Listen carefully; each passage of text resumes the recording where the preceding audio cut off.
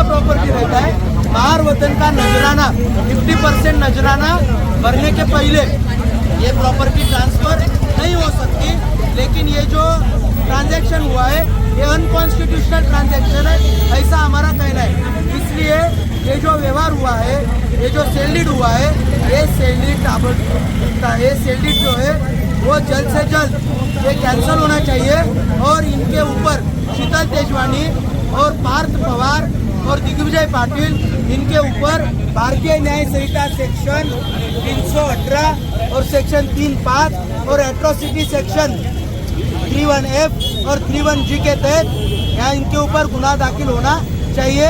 ये जो जमीन है प्रॉपर्टी क्या कौन से गुने दाखिल होने चाहिए? हमारी मांग ऐसी है कि शीतल तेजवानी और एमेडिया कंपनी के जो भागीदार है पार्थ पवार दिग्विजय पाटिल, इनके ऊपर भारतीय न्याय संहिता सेक्शन 318 जो पहला आईपीसी का 420 था और पहला आईपीसी का 34 जो अभी बीएनएस का 35 है, और अजित पवार जी जो है पुणे ये डीसीएम है, इनको भी 4 महीने पहले ये सब मालूमात थी।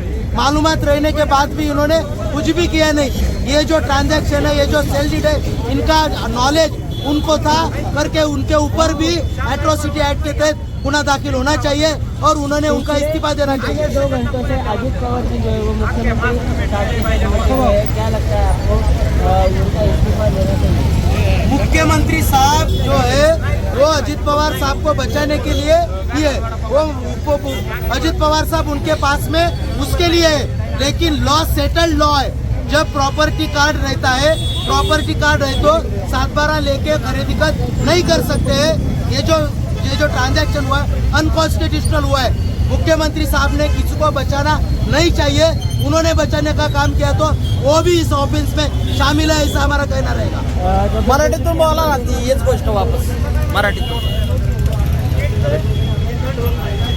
दिनांक 20 मे 2025 रोजी शीतल तेजवानी यांनी या शेतकऱ्यांनी जी त्यांना पॉवर ऑफ अटॉर्नी करून दिली होती, पॉवर ऑफ अटॉर्नी कशासाठी होती, पॉवर ऑफ अटॉर्नीचा काय हेतू होता, तर ही जमीन यांना मिळाली पाहिजे।